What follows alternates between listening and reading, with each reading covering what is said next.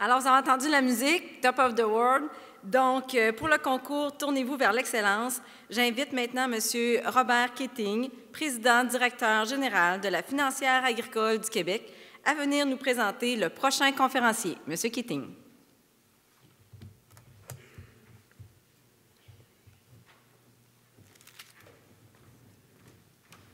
C'est de la parole. Bonjour à tous.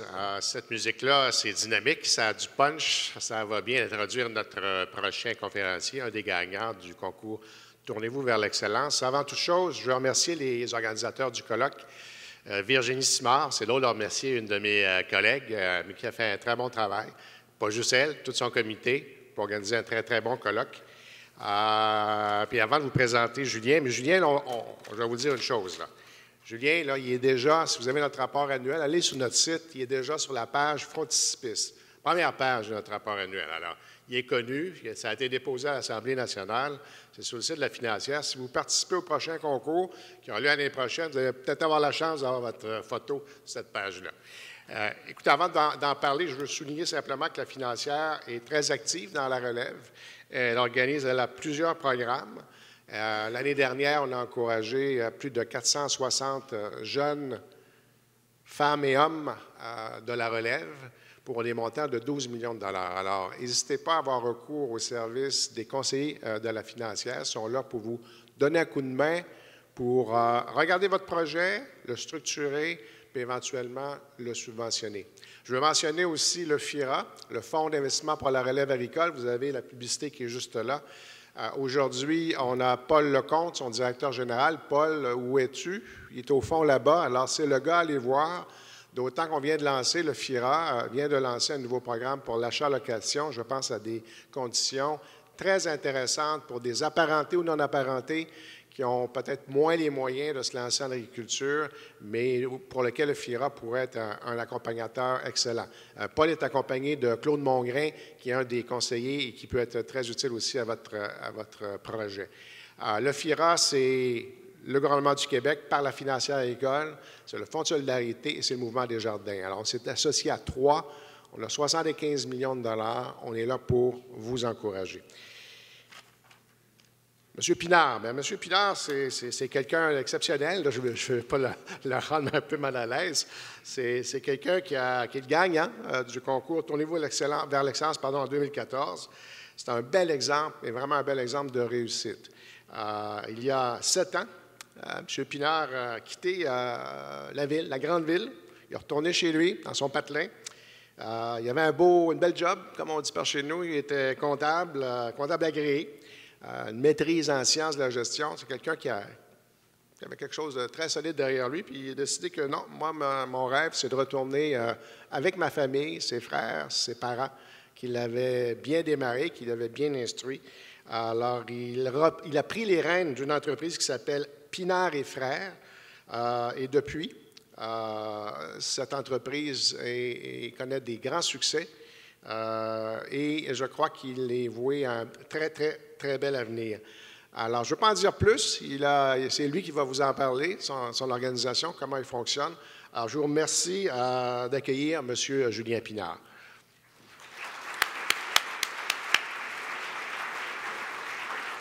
En passant, la photo est très bonne.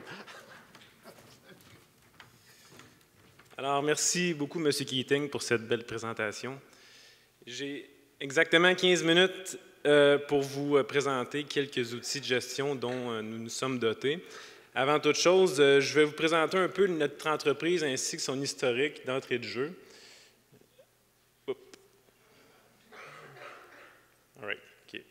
Donc, notre entreprise était fondée en 1974 par mon père qui, lui, a racheté la ferme de mon grand-père. À l'époque, lui, il faisait du jardinage maraîcher, donc des choux de Bruxelles, des tomates, dans le fond, tout ce qu'on peut nommer dans les légumes. Et puis, dans les années 90, il s'est tourné vers l'horticulture ornementale. Je ne sais pas si vous vous souvenez un peu, à cette époque-là, les fleurs annuelles connaissaient un certain engouement, puis, dans le fond, décidé de remplir les serres avec des fleurs annuelles. En 2000, mes frères Gabriel et Benoît ont décidé de joindre les rangs. Puis eux, ben, ce qu'ils ont fait, c'est la production annuelle, ben, de la développer dans le but du marché de gros. En fait, on vendait à d'autres centres de jardin, à des chaînes. Donc, notre détail, dans le fond, 100% de nos ventes qui étaient faites au détail se sont dirigées vers les ventes en gros. Et puis en 2008, ben, nous autres, le volume d'affaires justifiait mon arrivée. Alors, c'est là que je suis arrivé dans le portrait. On les voit, on est tous un peu roux sur la photo. C'est bien la preuve qu'on est des frères. Donc, on est en place depuis 15 ans. On produit dans une surface d'environ 80 000 pieds carrés, exactement 82 000 avec les agrandissements récents de cet automne. On compte une vingtaine d'employés dans notre équipe, dont à peu près 4-5 qui sont permanents à l'année. Notre chiffre d'affaires, pour vous donner un exemple, vous donner une idée, dans notre chiffre d'affaires, il a à peu près doublé de 2007 à 2015 environ, pratiquement. Benoît, lui, en fait, le frère du milieu, lui, a développé l'aménagement paysager. Quand il est arrivé en 2000, lui, suite à sa technique Qualitéa de Saint-Hyacinthe, il a décidé de développer ça, l'aménagement avec du pavé, les entrées de cours, les murets, les végétaux. Donc, on peut passer aussi une certaine partie de notre production dans l'installation. Depuis 4 ans, ce volet-là a vraiment explosé chez nous. On est rendu avec 3 équipes pratiquement à temps plein, des fois une 4e pendant l'été. Donc, ça va assez bien à ce niveau-là. Puis évidemment, bon, on a un centre de jardin. Je vous dirais que 10 de notre chiffre d'affaires se passe au détail chez nous à Sainte-Monique.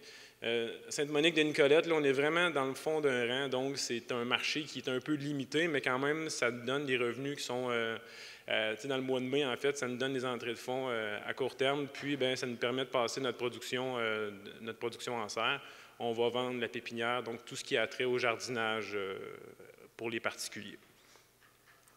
Là, on tombe dans le vif du sujet, les outils de gestion. Si notre business était une automobile, je vous dirais, les outils de gestion, c'est un peu notre tableau de bord. C'est là qu'on voit notre vitesse, c'est là qu'on voit si on manque de gaz, mais ce n'est pas ça notre moteur. Notre moteur, nous autres, là, chez Pinard et Frères, c'est 3 choses, on s'en tient toujours à ça. La première chose, c'est nos clients, la deuxième, c'est nos produits, et la troisième, c'est les employés. Les clients, on dit que nous autres, on est propriétaires, mais ce n'est pas vraiment nous autres les patrons. Les vrais patrons chez nous, ce sont les clients. On fait toujours tout en notre possible pour les satisfaire. On ne met jamais de règlement. On essaie toujours que nos clients soient extrêmement satisfaits. Ça, c'est la partie que mon grand frère Gabriel s'occupe, dans le fond, la gestion de la clientèle. Deuxièmement, les produits. Nous autres, on fait pratiquement pas de publicité. On en fait un peu au détail, un peu au paysagement. Mais nos produits, la qualité des produits, c'est vraiment là que ça se passe. Si on vous livre du beau stock dans le mois de mai, si on retourne vous voir dans le mois de novembre pour vous en vendre, mais on vous a shippé de la scrap, c'est sûr que vous ne rachèterez pas. Donc, nous autres, si le stock sort de chez nous, c'est qu'on en est fiers, puis on est certain que c'est le plus beau stock qu'on n'a pas pu vous livrer. Donc, ça, c'est vraiment un élément important. Et dernièrement, les employés, notre équipe d'employés, c'est des stars, on s'en vante, là, on a vraiment 20 employés, c'est 20 employés excellents, donc on est... Avec nous, les actionnaires et mes parents, on est 25 à avancer toujours dans le même sens. Puis ça contribue vraiment à notre succès.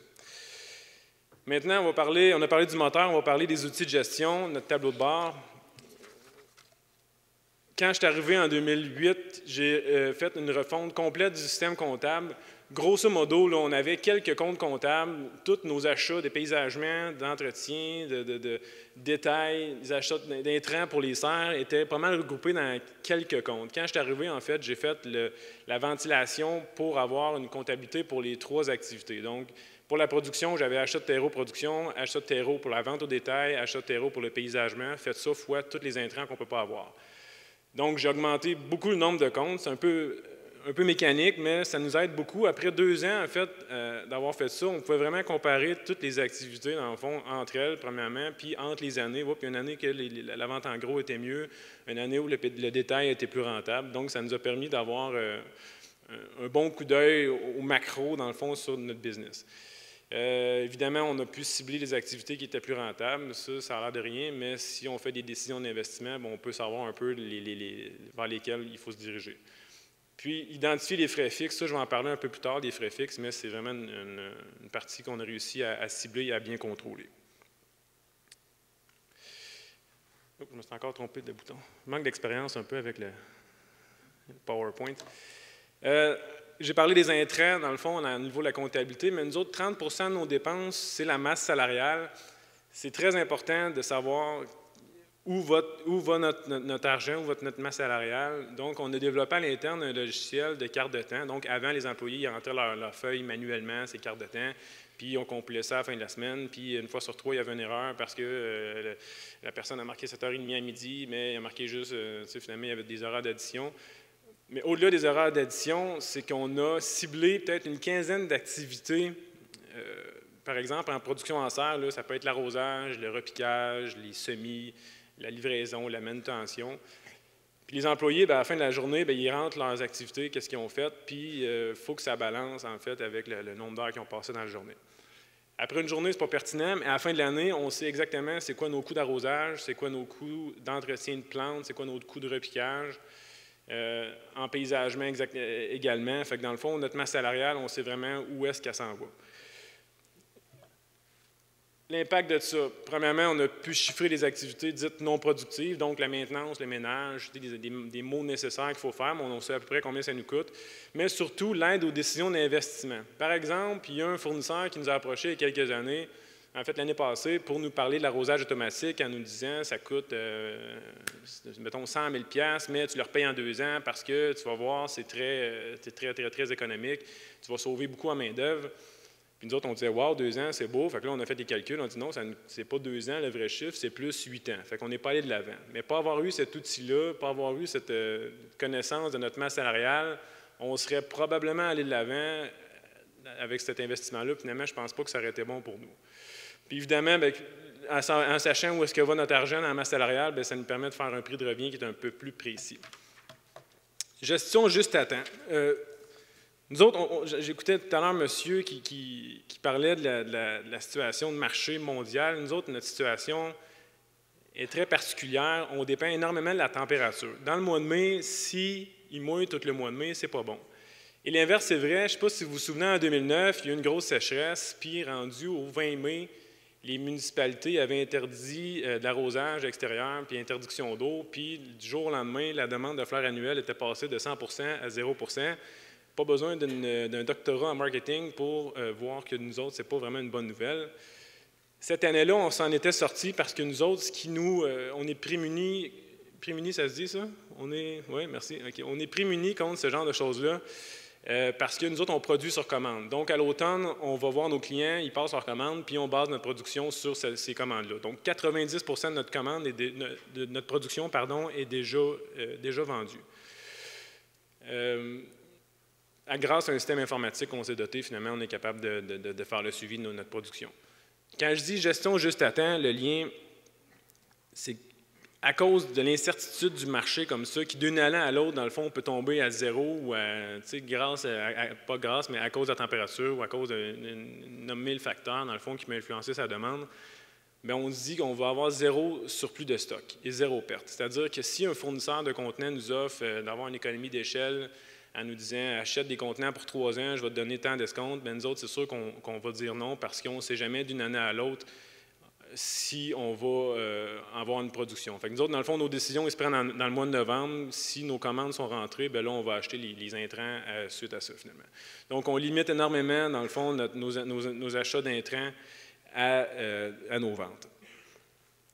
Dans cette optique-là, on va, pour les investissements plus importants, on va limiter notre taux d'investissement à 3 ans.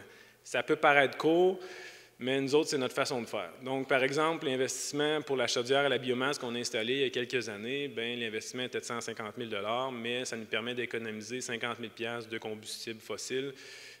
150 divisé par 3, ça fait 3 ans, donc go, on y va. Au-delà de ça, c'est un peu incertain, on va passer notre taux. Contrôle des frais fixes. Puis quand je dis frais fixes, ce n'est pas nécessairement le téléphone, les assurances, c'est les achats d'immobilisation qu'on va amortir sur plusieurs années.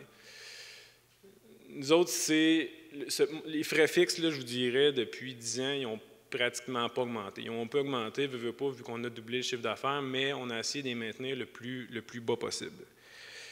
Tous nos achats sont vraiment réfléchis. Ça peut paraître un peu austère, un mot qui est très à la mode cette année, Mais c'est comme ça, c'est notre façon de gérer notre entreprise. Par exemple, on n'ira pas acheter un tracteur si nous autres, on a un tracteur qu'on a depuis 7-8 ans, il fonctionne.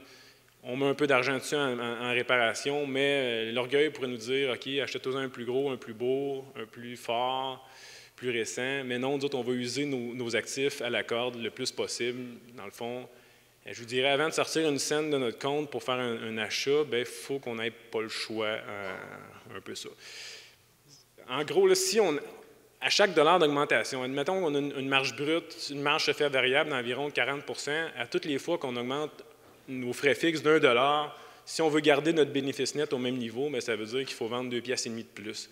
Une pièce pour 2,5 piastres, c'est pas tant que ça, mais si on augmente nos frais fixes de 10 000 $, si on veut garder notre profit intact, ça veut dire qu'il faut aller chercher 25 000 $ de vente, ce qui est vraiment coûteux en énergie. Contrôle et liquidité.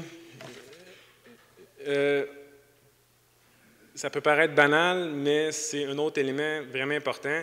Avant, nous autres, là, on faisait des chèques à la fin du mois avec notre pile de papier, puis on ne contrôlait pas vraiment, dans le fond, notre état des comptes fournisseurs. Maintenant, depuis quelques années, c'est toujours le même signataire. Ce que je fais, en fait, le même signataire, c'est moi. Ce que je fais quand je signe les chèques, c'est que je vais vérifier plusieurs choses. Premièrement, est-ce que le montant balance avec la soumission qu'on a eue? Est-ce qu'on a bien reçu la marchandise? Parce que des fois, il y a des back-orders, puis on les suit pas nécessairement. C'est déjà arrivé par le passé qu'on signe 2 fois un chèque pour un fournisseur qu'on a déjà payé 2 fois, puis on a des fournisseurs bien honnêtes qui nous l'ont dit, mais je suis sûr que c'est déjà arrivé à certains d'entre vous qui avaient payé par erreur des commandes en double. Puis vous ne croiriez pas à ça, le nombre, peut-être une fois, je signe les chèques à chaque semaine, peut-être une fois ou 2 semaines, je vais trouver des erreurs, des petits, par exemple, un frais de transport qui était chargé en trop, on avait négocié ça. La marchandise n'était pas facturée au bon prix. C'est jamais de la malhonnêteté de la part de nos fournisseurs, mais des fois, c'est de la distraction. Fait avec assiduité, je m'assieds, je prends vraiment le temps de regarder chaque facture que je paye. Escompte de paiement 2 % à 10 jours, ça, je la prends à chaque fois que c'est offert. Ça, c'est comme se pencher à terre pour ramasser de l'argent, parce que 2 % sur 10 jours, ça fait à peu près 24 % annuellement. Je vous dirais même que l'escompte de paiement comptant, ça a même dépassé nos frais de financement sur la marge de crédit, dans le fond, là, tellement que c'est important. Puis même les fournisseurs, lorsqu'on va négocier des nouvelles ententes, on va toujours leur offrir d'avoir un escompte de paiement comptant, puis on essaie d'avoir un petit peu plus que 2 % lorsque c'est possible. Puis à la fin de l'année, l'addition de toutes ces petites choses-là, ça va s'additionner à notre bénéfice net. J'ai parlé des outils, des différentes philosophies, mais évidemment, dans le fond, on est bien entouré. La financière agricole, il y a notre conseillère qu'on contacte fréquemment. Nous autres, on est les 3 frères, on a profité de la subvention à l'investissement, dans le fond, lors de notre établissement. Puis ça a été vraiment un bon coup de pouce. Puis quand vient le temps de faire les décisions d'investissement, ou comme on a racheté la ferme de mon père, mais dans le fond, eux autres, ils étaient là pour nous backer aussi, ça a été très aidant. Évidemment, les institutions financières, dans notre cas, c'est Desjardins, sont vraiment toujours présents, puis quand on les appelle, ils répondent. Ça, c'est vraiment important. Toutes les fois qu'on fait une décision, bien, on les consulte. Côté produits, les agronomes de l'IGDO, ça, c'est l'Institut québécois de développement horticulture ornementale. C'est des agronomes qui viennent nous donner des conseils en gestion, pas en gestion, mais dans la gestion de la production. Contrôle les insectes, contrôle les maladies, ravageurs. Eux autres sont vraiment très experts dans le domaine, puis ils nous donnent vraiment des bons conseils pour avoir une qualité de produit qui se démarque. Et finalement, les experts comptables, les fiscalistes, entre autres, nous autres, on est membres à l'IPA, on est clients là-bas, puis c'est vraiment très pertinent aussi à toutes les fois qu'on fait une décision d'investissement. Est-ce qu'on va y aller sous forme de crédit-bail? Est-ce qu'on y va sous forme d'achat, comptant, etc.? Les conseillers fiscaux aussi, les réorganisations fiscales, bien, sont là, vraiment, sont très présents pour nous aider. Je termine en vous parlant du concours Tournez-vous vers l'excellence. L'année passée, j'ai gagné, puis honnêtement, sur le plan personnel, ça a été vraiment une belle reconnaissance en ce qui me concerne. Et au niveau de notre entreprise, ça a été très bénéfique parce que pour de vrai, il y a beaucoup de gens qui m'en ont parlé, des gens qui ont découvert notre entreprise avec ça.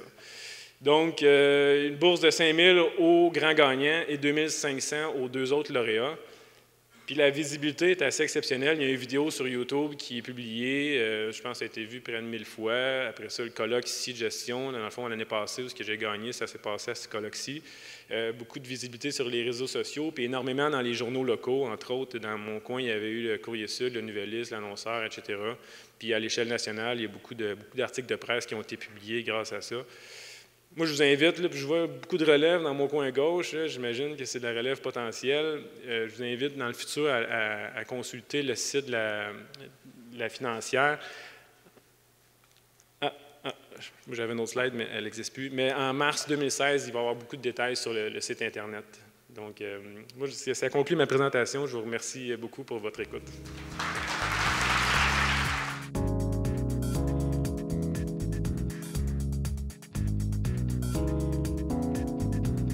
Surveillez le lancement du 11e concours « Tournez-vous vers l'excellence » de la Financière agricole du Québec en mars 2016.